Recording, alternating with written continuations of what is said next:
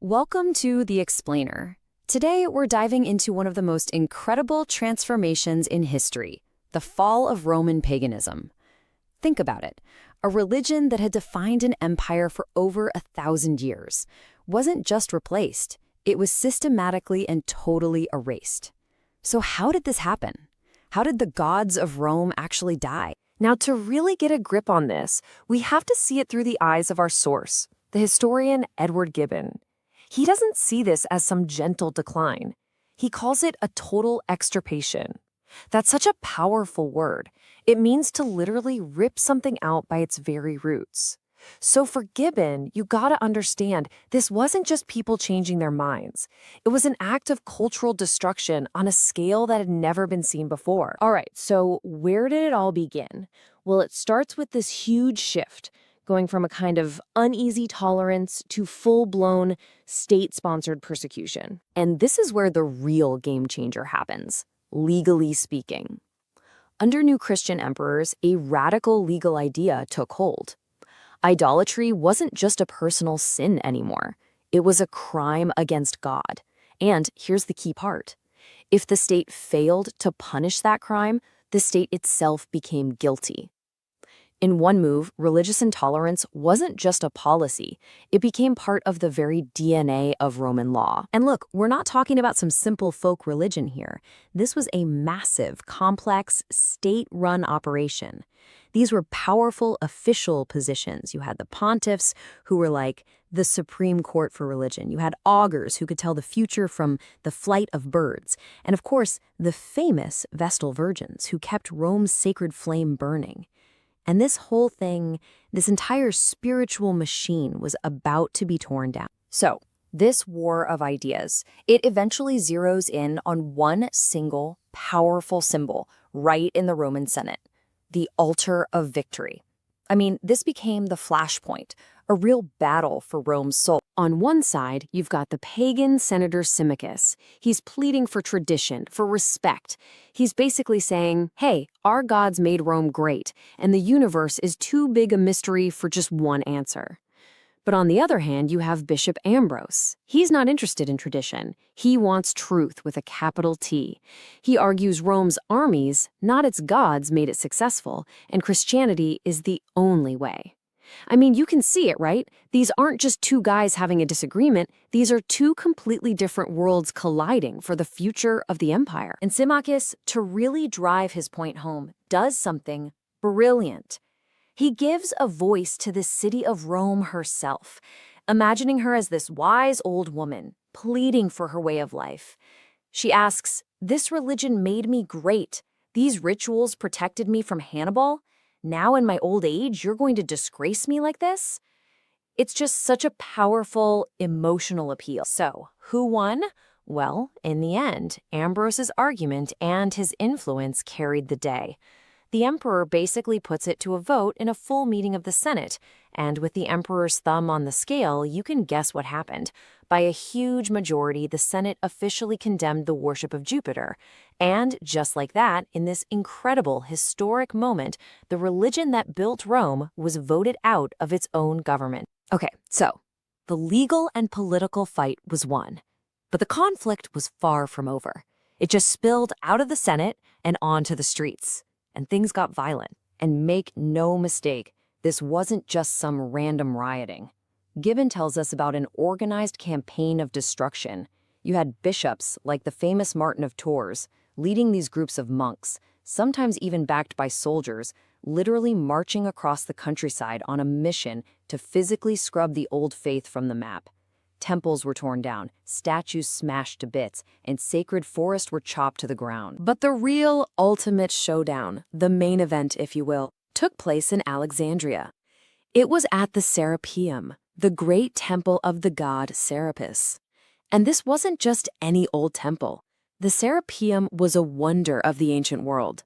Gibbon says it was so grand it could rival the Capitol in Rome itself. Just imagine that. Now, here's the crazy part. This temple had this terrifying prophecy attached to it. The belief was, if any impious hand so much as touched the statue of the god Serapis, the world would literally end. The sky would fall, the earth would crumble, everything would go back to primordial chaos.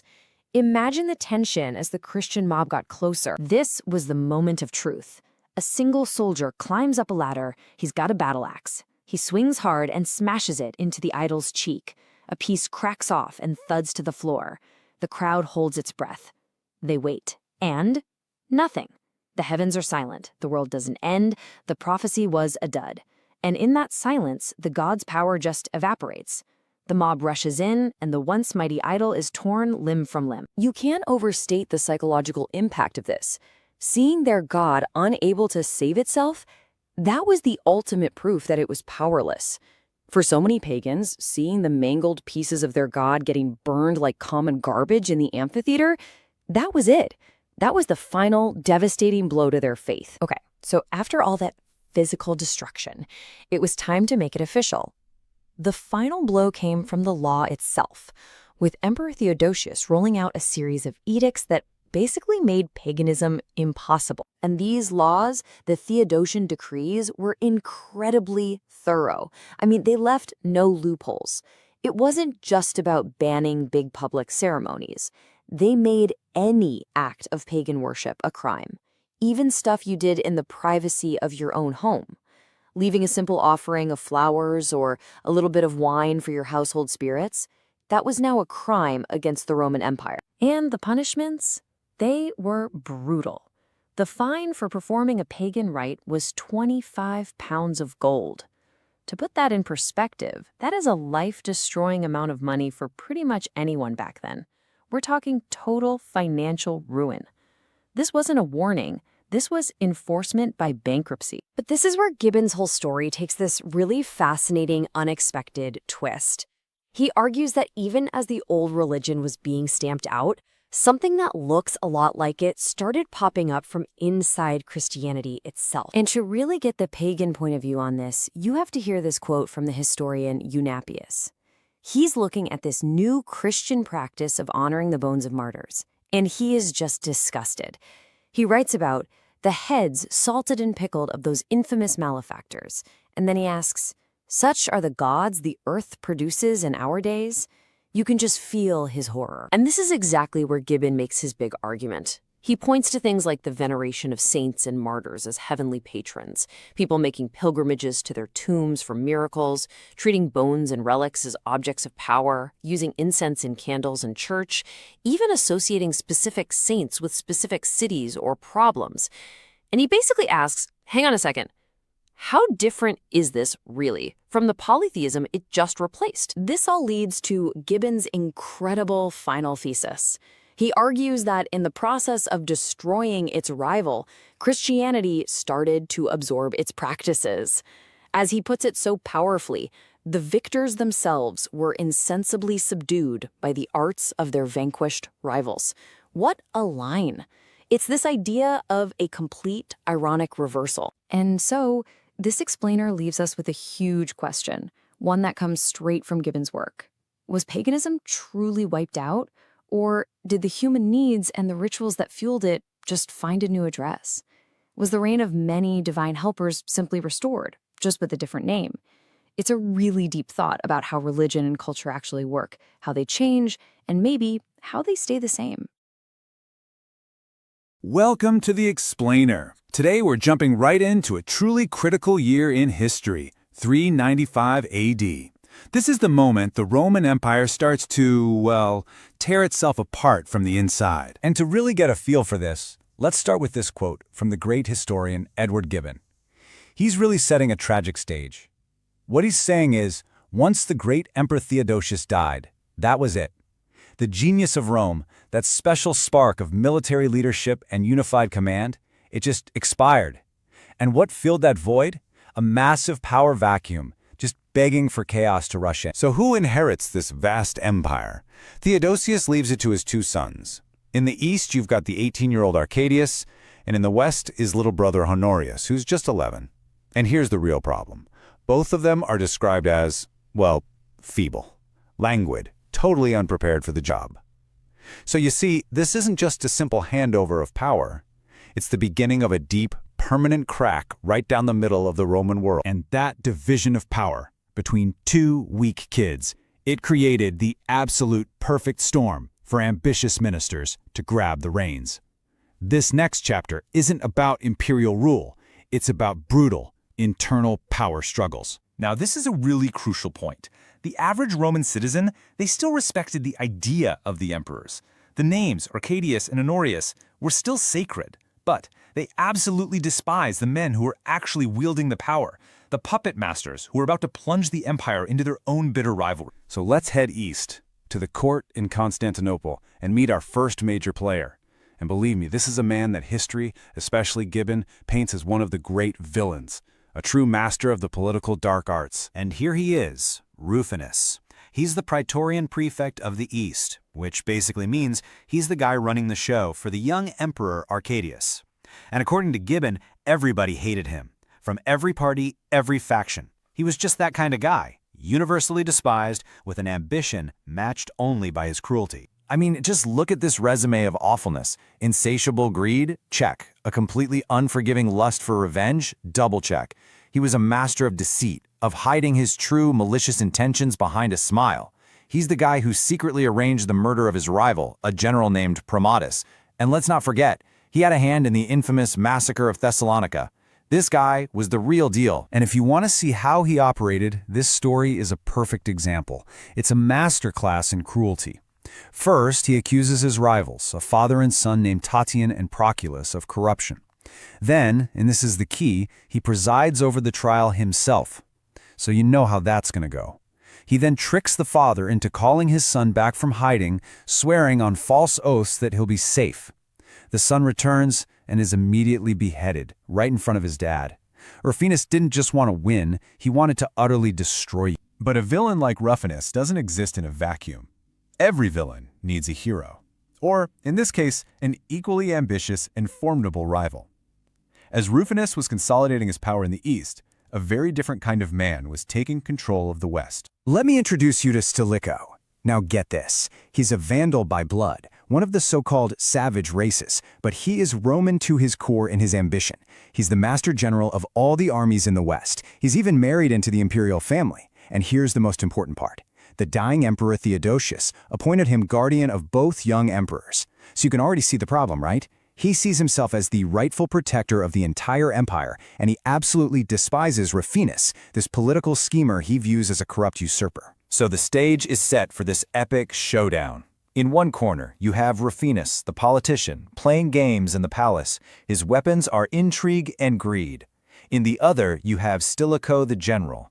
His power comes from the absolute loyalty of his legions. Both men want total control. This is a collision course, and there's only room for one of them at the top. So who makes the first move? It's Rufinus, of course. The ultimate schemer makes a huge play to secure his power permanently. He tries to tie himself directly to the throne, but his ambition is about to lead to a very public, very bloody end. Oh, the palace intrigue here is just fantastic. Rufinus thinks he has it all locked up. His plan, marry his own daughter to the young emperor. Simple. He'll be the emperor's father-in-law, untouchable. But while he's away, his rival, a court eunuch named Eutropius, pulls a fast one. He shows the emperor a painting of another woman, the beautiful Eudoxia, and the young emperor is instantly smitten. So on the wedding day, the whole city is watching as the royal procession marches right past Rufinus's house and stops at the home of his enemies to crown Eudoxia as the new empress. It is a stunning public humiliation. Okay, so you're Stilicho, watching all this from the West. Your rival has just been publicly shamed. This is your moment. But what do? You can't just march an army on Constantinople. That would be a disaster, a full-blown civil war. So how do you get rid of a guy who controls the emperor from hundreds of miles away? Well, Stilicho's solution was a masterpiece of ruthless efficiency. It's basically murder by remote control. Here's the plan. Step 1, Stilicho marches the Eastern legions back towards Constantinople, but under the very reasonable guise of just returning them home. Totally innocent. Step 2, a panicked Rufinus gets the emperor to order Stilicho to halt, and Stilicho promptly obeys. He looks loyal and moderate, but, and this is the genius of it, he turns back himself but leaves the army under the command of his trusted general, Gaius. The trap is set. The soldiers, who all hate Rufinus anyway, have been primed to, quote, punish the enemy of Rome. So Rufinus, arrogant and completely unsuspecting, goes out to greet the returning army. And that's when the trap springs. The ranks of soldiers wheel around him, enclosing him. Gaius gives the signal. A soldier lunges forward and plunges his sword right into Rufinus's chest. He falls and dies, right there at the feet of the horrified young emperor. But it didn't end there. This wasn't just an assassination, it was an explosion of public hatred. The people of Constantinople, who had feared this man for so long, descended on his body and tore it apart. And in a final, gruesome insult, they paraded his severed hand through the city, mockingly using it to beg for money, a final jab at his notorious greed. So, Stilicho won, right? Rival eliminated. Problem solved? Well, not so fast. If he thought this would unite the empire under his command, he was dead wrong. The murder of Rufinus didn't heal the empire, it just ripped the wound open, even wider. Yeah, Stilicho's master plan totally backfired. Instead of him taking control, that eunuch, Eutropius, steps right into Rufinus's vacant spot. The Eastern court, now terrified of Stilicho, officially declares him an enemy of the Republic. And so begins a cold war between the two halves of the Roman Empire. They start actively encouraging barbarian tribes to raid each other's territory. Think about that. Rome is paying barbarians to attack Rome. It's self-sabotage on a global scale. And this Cold War had immediate, disastrous effects. Down in the province of Africa, a Moorish tyrant named Gildo sees his chance. Now, Africa was Rome's breadbasket. It's where the grain came from to feed the capital. Gildo makes a power play. He renounces his loyalty to the West and pledges allegiance to the East, effectively holding the city of Rome's food supply hostage. Stilicho has to act, and fast. He sends Gildo's own estranged brother, Massaciel, to crush the rebellion, which he does with stunning success. Massaciel is the hero of the hour. But Stilicho doesn't like rivals, not even successful ones who work for him. While riding in triumph next to Stilicho, Massaciel is accidentally knocked off a bridge, and as he's struggling in the river below, Stilicho just sits on his horse with, as Gibbon puts it, a cruel and perfidious smile and lets the hero drown. The message couldn't be clearer. Stilicho shares the stage with no one. And where was the Emperor of the West through all of this plotting rebellion and murder? Well, Honorius would sit on the throne for 28 years. That's right. During this time of incredible crisis, while Stilicho was fighting and murdering to hold the West together, the emperor's main concern, his serious and daily care, was the amusement of feeding his chickens. He was a complete stranger in his own empire, just a passive spectator to its ruin. And this really is the question that hangs over this whole story, isn't it? When the Guardians are just as ruthless as the villains they fight, what hope is there for the empire? You've got powerless children on the thrones. You've got scheming ministers and power-hungry generals running the show. With leadership like this, Rome wasn't just divided anymore. It was fatally exposed, and its enemies were already gathering at the gates. Welcome to The Explainer. Today, we're telling a story that gets right to the heart of the fall of the Roman Empire. It's about how a civilization, staring down its enemies, made a fatal choice. It turned on itself and destroyed the one man who could have saved it. This is the tragedy of Flavius Stilicho. I am resolved to find in Italy either a kingdom or a grave. Now, those are the words of Alaric, the king of the Goths. And that wasn't just a threat. It was a promise from the man who was about to bring the mighty Roman Empire to its knees. His vow is what sets the stage for this whole incredible, tragic story. All right, so let's set the scene. We're in the year 395 AD. The Emperor Theodosius, the last man to rule a truly united Roman Empire, dies. And his death leaves this huge void. The empire is split between his two young sons who are, let's be honest, completely out of their depth. That moment of weakness, it was basically a dinner bell for chaos. And almost immediately, the Goths rise up. Now, what's so fascinating about their new leader, Alaric, is that he wasn't just some raider from beyond the frontier. He'd actually served in the Roman army. He wanted a high command, a real position of power. But the imperial court, they snubbed him. They saw him as a barbarian, an outsider. So feeling disrespected and angry, Alaric rallies his people with a brand new audacious goal. If Rome won't give us a place, we'll carve one out for ourselves. So, this revolt kicks off the central conflict of our story. For the next 10 years, the fate of the Western Empire really boils down to a personal rivalry between two giants, Alaric, the determined invader, and Stilicho, the empire's guardian. So, on one side, you've got Alaric. He's ambitious, he's incredibly cunning, and he's fighting for his people's future. And on the other side, you have Stilicho. He was the most brilliant general of his time, the protector of the young emperor, basically the man running the Western Empire. But, and this is the crucial part, Stilicho had an Achilles heel. His father was a Vandal, and despite his absolute loyalty to Rome, that barbarian blood would be the weapon his enemies used to destroy him. And for years, these two were locked in this deadly dance. They chased each other all over the empire. At one point in Greece, Stilicho has Alaric completely cornered, cut off with no escape. It should have been over.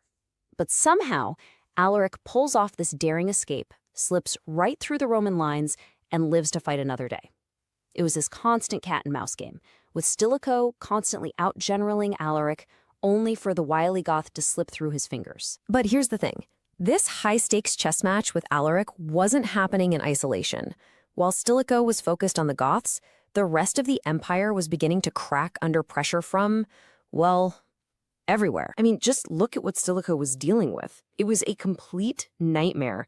In 403, he just barely pushes Alaric out of Italy. 3 years later, bam, a completely new barbarian horde, maybe 200,000 strong, invades. As he's racing to deal with that, the Rhine River freezes solid, and a flood of Vandals and other tribes pours into Gaul, which is now defenseless. And as if that's not enough, the army in Britain revolts and declares its own emperor. Stilicho was literally putting out fires everywhere, and he was running out of men. To save the heartland Italy, Stilicho had to make an impossible decision. He started pulling troops from everywhere else. He stripped the frontiers bare, calling back legions from the Rhine, even from Hadrian's Wall in Britain. These were defenses that had stood for centuries, and he had to abandon them. To save the core of the empire, he had to sacrifice its limbs. For all the enemies on the battlefield, Stilicho's greatest threat wasn't an invading army. It was right there at home, in the imperial palace. While he was out there fighting for Rome's very survival, a political poison was spreading. A whisper campaign designed to take him down. A courtier named Olympius started twisting everything Stilicho did. Oh, he let Alaric escape? Must be treachery. He uses barbarian troops in his army? See, the half-Vandal prefers his own kind to true Romans. He negotiates with the enemy? Well, he must be plotting with them to overthrow the emperor and put his own son on the throne. It was pure poison, and it played right into the court's paranoia and racism. And the poison worked. In 408, Stilicho came up with a plan. He proposed paying Alaric a huge sum of gold, not as tribute, but to hire him and his Goths as allies against the other threats in Gaul. Militarily, it was a smart, pragmatic move, but politically, it was a disaster. In the Roman Senate, they saw it as a humiliation. This senator, Lampadius, summed it up perfectly. This is not a treaty of peace, but of servitude. They thought Stilicho was selling them out, and that gave Olympius his opening. His plot was just chillingly effective. First, he gets in the ear of the emperor, Honorius, and convinces him his loyal guardian is actually a traitor. Next, he gets Stilicho away from his power base, his loyal troops. Then, at a military review, Olympius's agents whip the soldiers into a frenzy, and on a signal, they turn on Stilicho's friends and supporters and just butcher them. In a single afternoon, Stilicho's entire support system was gone. And that brings us to the final awful act. His friends were dead, his name was mud, and Stilicho was completely alone. The Roman Empire was about to commit an act of self-sabotage that it could never, ever take back. Even then, his remaining allies begged him, fight back, march on the court, take the power you deserve. But he couldn't do it. Stilicho was horrified at the idea of turning Roman legions against other Romans, of starting a civil war. In his final fatal choice, he put the idea of Rome ahead of his own life, and he went to a church seeking sanctuary. His enemies, though, had no such honor. An imperial official went to the church and swore a solemn oath to the bishop that Stilicho's life would be spared. Trusting that sacred promise, Stilicho walked outside. The second he crossed the threshold, the soldier produced the death warrant. The oath was a lie. The betrayal was complete. Even as his last few followers drew their swords to defend him, Stilicho told them to stand down. With what historians called a calm worthy of the last of the great Roman generals, he accepted his fate. On August 23, 408 AD, Stilicho submitted his neck to the sword. Rome had just martyred its guardian. Back in the capital, the court celebrated. They really thought they had saved the empire from a traitor. They had no idea that what they'd actually done was personally unlock the gates and throw away the key. The fallout was immediate. It was catastrophic. Stilicho was declared a public enemy. His family was hunted down. And across Italy, the Roman army, now purged of its most experienced officers, just disintegrated into chaos. And far away, Alaric heard the news. The one general who had always stopped him, the only man he couldn't beat, was gone. The road to Rome was now completely, totally open. And that's really the question we're left with, isn't it? When an empire destroys its own protector, what happens next? In a fit of paranoia and jealousy, Rome got rid of the one person who could have saved it.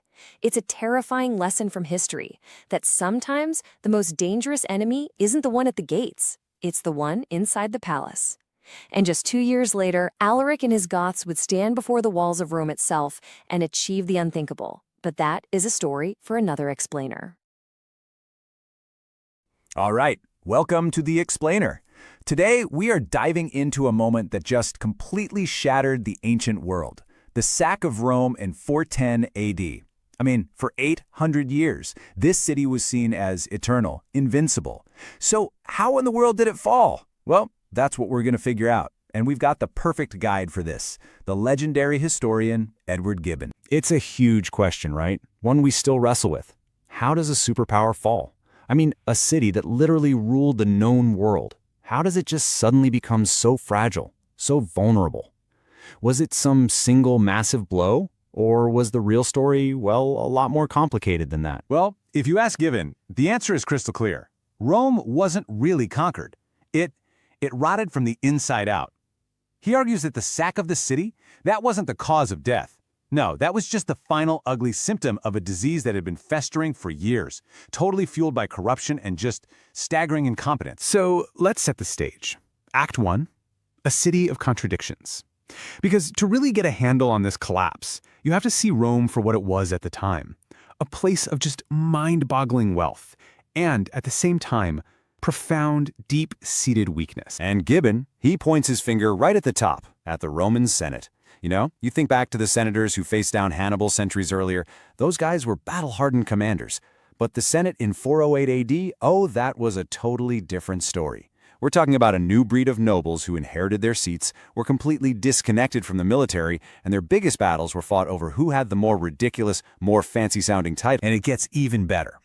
A historian writing at the time, Ammianus Marcellinus, he just captured the sheer absurdity of it all. He wrote, and you got to hear this, that if a single fly landed on their silk and gilded umbrellas, these nobles would start moaning about their intolerable hardships. I mean, can you believe that? They had all the glory of their ancestors, but absolutely none of the grit.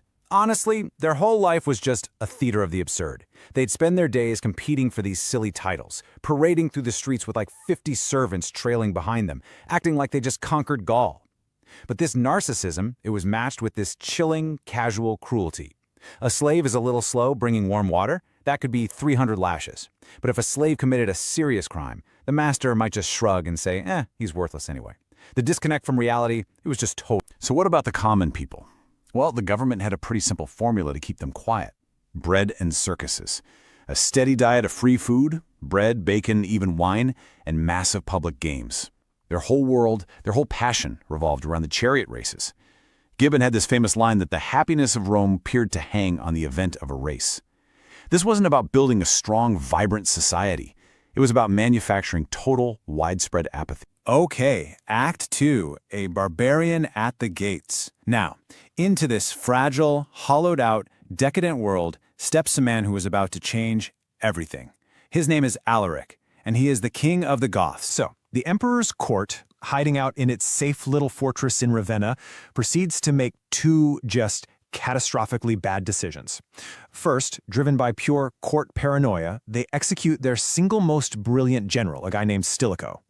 And then, believe it or not, they do something even worse. They give the green light to massacre the families, the wives and children of the Gothic soldiers who were faithfully serving in the Roman army. And the result? It was immediate, it was predictable, it was disastrous. Enraged by the slaughter of their families, Rome's best auxiliary soldiers, all Goths, defected to Alaric. And we're not talking about a small number here. We're talking about 30,000 soldiers. In a single, unbelievably idiotic move, the Roman government had just dismantled its own defense and handed its greatest enemy a ready-made, battle-hardened army. So when Alaric first shows up and lays siege to the city, these Roman ambassadors march out, all full of bluster, threatening him with their innumerable population ready to fight. And Alaric, he just laughs at them. His response is legendary. He says, "The thicker the hay, the easier it is mowed." It's just dripping with contempt. He's saying, you can have all the people in the world, but if they aren't soldiers, if they have no discipline, no courage, they're just hay, ready to be cut down. He knew numbers meant nothing without actual strength. And you've got to understand, this wasn't just a quick one-off attack. This was an agonizing 2-year-long crisis. Alaric actually besieged Rome 3 separate times. And each time, he offered them peace terms. But each time, the emperor's court, in its infinite wisdom, foolishly rejected them, basically tightening the noose around their own capital. So after that first siege, Rome manages to buy itself a little time by paying Alaric's ransom. And the list of demands, it tells you everything you need to know. It wasn't just gold and silver. He wanted thousands of silk robes, tons of scarlet cloth, and get this, 3,000 pounds of pepper. Pepper, that was an incredibly valuable spice back then, worth a fortune. This isn't a conqueror's demand, it's a shopping list that just screams of a city that's both immensely wealthy and totally, utterly desperate. Then comes the second siege, and Alaric decides to play politics. He just sidesteps the official emperor entirely and installs his own puppet emperor, a Roman official named Attalus. But when Attalus turns out to be useless, Alaric doesn't just, send him a pink slip. No, he does something way more dramatic. Out on a plain in front of a huge crowd of both Romans and Goths, he personally and publicly strips Attalus of his crown and his purple robes. I mean, talk about a power move. A barbarian king making and unmaking a Roman emperor whenever he felt like. Which brings us to Act 3, the sack of an empire. It's August 410. All the negotiations have failed. All the chances have been squandered. The inevitable has finally arrived. And this part is so crucial. Rome didn't fall in some glorious, heroic battle. The walls weren't stormed. No, the city was betrayed from within. At midnight, a group of conspirators, Gibbon thinks they were probably slaves with some serious scores to settle, silently opened one of the gates. The first warning the sleeping city of Rome had was the sound of a Gothic trumpet blast coming from inside its own walls. Now, the image we all have in our heads of the sack of Rome is just mindless, total destruction, fire, chaos, everything smashed to bits. But Gibbon shows us something a lot more complex. It was a pillage, for sure, and it lasted 6 days. But it was surprisingly targeted. The whole point was to seize portable wealth, gold, silver, jewels, anything valuable they could carry. It was brutal, no doubt about it, but it wasn't the city-leveling apocalypse we so often imagine. And what's the most surprising piece of evidence for this? Alaric, who was a Christian himself, gave a direct order to his troops. Respect the churches of the apostles, St. Peter and St. Paul. They are holy, inviolable sanctuaries. Gibbon even tells this amazing story of Goths marching sacred gold and silver vessels through the streets to the safety of the Vatican, with their battle cries literally mingling with the sound of psalms. This was not the work of a mindless horde. And so we come to Act 4, a new world dawning. After just 6 days, the Goths packed up their loot and left the city. But the story, it was far from over. In fact, you could say the most shocking twist was still to come. So get this. Shortly after his incredible victory, Alaric, the conqueror of Rome, just dies, suddenly. His successor is his brother-in-law, a man named Adolphus. and Adolphus makes a declaration, a speech that gives us this unbelievable insight into what the Goths were really thinking all along. This is hands down one of the most remarkable statements in all of ancient history. Adolphus says that he used to dream of wiping Rome off the map and creating a Gothic empire. But then he realized that his own people, the Goths, were too untamed to live under law, and a state without law isn't a real state. So his new ambition, he said, was this: to employ the sword of the Goths not to subvert, but to restore the prosperity of the Roman Empire. He didn't want to be a destroyer anymore. He wanted to be a restorer. So let's go back to that big question we started with. Was this an invasion, or was it a collapse from within? Gibbon's account paints a pretty clear picture, doesn't it? The Goths weren't just simple invaders. In a weird way, they were almost like applicants for a job running the empire that the Romans themselves were no longer willing or able to do. The sack of Rome wasn't the murder of a healthy, vibrant state. It was the messy, chaotic, but maybe inevitable takeover of a failed one. The barbarians were at the gates, sure, but maybe the real story is that the Romans had already abandoned their posts long before anyone even got there.